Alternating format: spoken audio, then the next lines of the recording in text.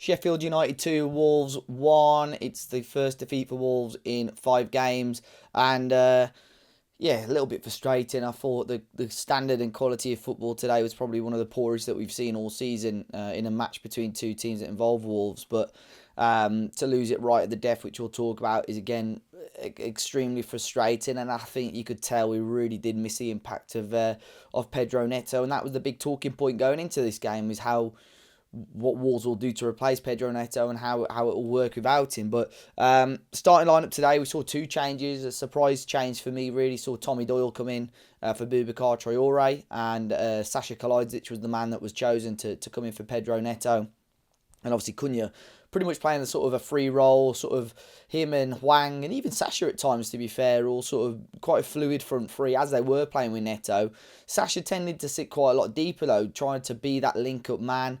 And we got in behind a couple of times with some half decent passages of play and moving the ball quite nicely.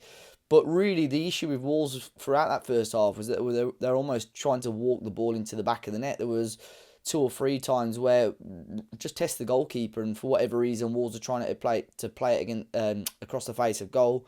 Hwang had one opportunity where he sort of very similar to the Newcastle goal, sort of fakes it to get it back onto his left foot, and then it ricochets right into the path of Brian Aït-Nouri, open goal, but bounces off his shin and goes out of play. And then there was another one, which was a nice move where Cunha sort of ran in behind the defender. Hwang plays him through and he forces Fotheringham to tip it over the bar. But yeah, we didn't threaten too much. Sheffield United were awful, I thought, in the first half, and you knew I felt going into this game it was going to be so difficult because Sheffield United are desperate. They haven't won all season, obviously, before today.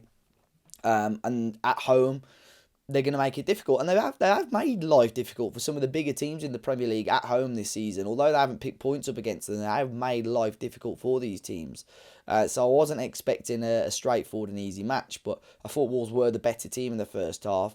And the longer it takes you to break these teams down, sometimes the more painful it can be, because all it will take for teams like Sheffield United is that a set piece or a counter attack and to take their chance, and they can sit on that, and that's what I felt they were going to do. I thought second half Wolves were very, very poor, especially in the early stages. Sheffield United seemed to have Wolves pinned in their own half, playing with the ball a lot more, trying to play a little bit more football, which we didn't really see from them in the first half. And then on the 60-minute mark, we finally saw Jean-Ric Bellegarde come on for Sasha. I think that's the change that everybody really expected. If Bellegarde was fit, he would come straight in for Neto.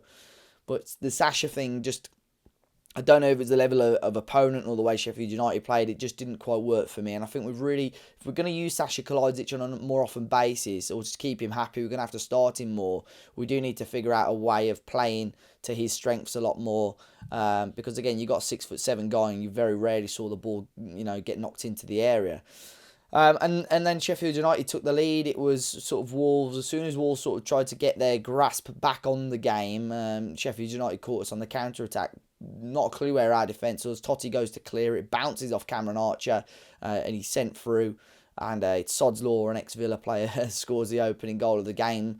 Jose Sarr backpedaling, trying to get his balance, and Archer just hits it with some real venom and accuracy into the top corner and gives Sheffield United, obviously at the time, a shock lead. And that needed to be a wake-up call for Wolves. Obviously it took us a while to get back into the game. We saw some of the changes. Tommy Doyle, who obviously started today, probably didn't have as much of an impact on the game as he would have wanted to. Tried to make things tick, had some decent passages of play, but Boubacar Traore came on for him. We then saw Fabio Silva come on, and Wolves almost switched to like a 4-4-2 because he came on for Totti in the end. But you could just tell it was a disastrous ending to the game, really. Fabio comes on just after the 80-minute mark. The first thing he does is sort of go up for a header and ends up elbowing a guy in the back and picking up a booking. Then Sheffield United, a couple of attacks into stoppage time. There was a VAR shout for a handball on Craig Dawson. There was a VAR shout. The Craig Dawson one was a load of rubbish. There was a VAR shout for a handball on Mario Lemina, which again I think would have been very, very harsh.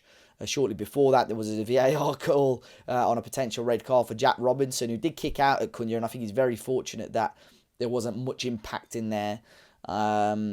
And then obviously Sheffield United pick up a set piece, corner, ball into the area. Wolves struggle to clear it out. Fabio kicks the ball first time, and then I think it's Baldock as Fabio goes to kick him, or I say kick him, clear the ball away.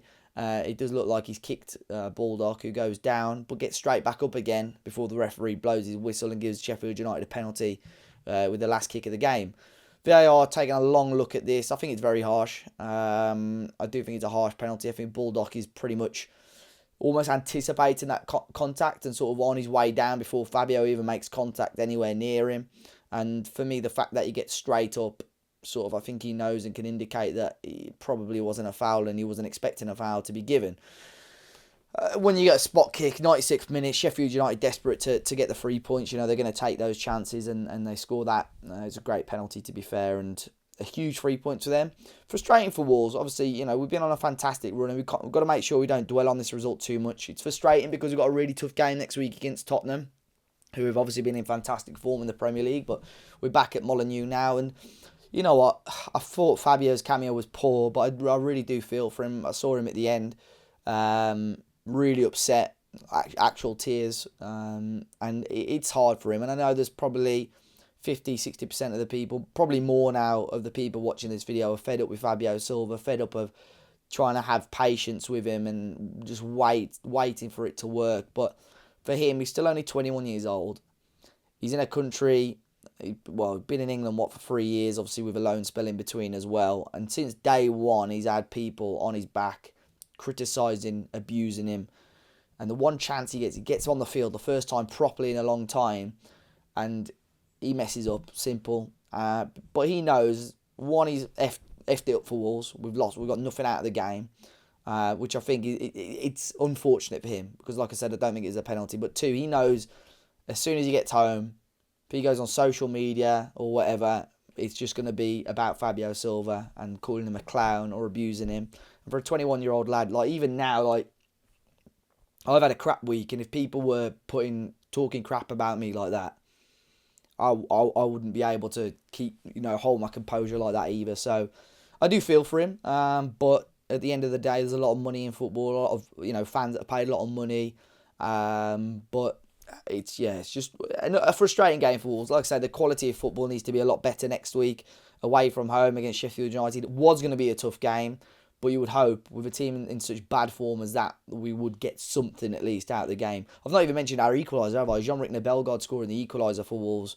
Lovely little strike. I think it took a deflection to take it past the goalkeeper to get it at 1-1. And I think at that point, with how poor the game was going, I think Wolves fans probably would have taken a point. But in the end, it does finish Sheffield United 2, Wolves 1. A big 3 points on the Blades. Frustrating afternoon for Wolves. Do let me know your thoughts in the comment section down below, guys. Enjoy the rest of your weekend if you can, and I'll catch you all very, very soon.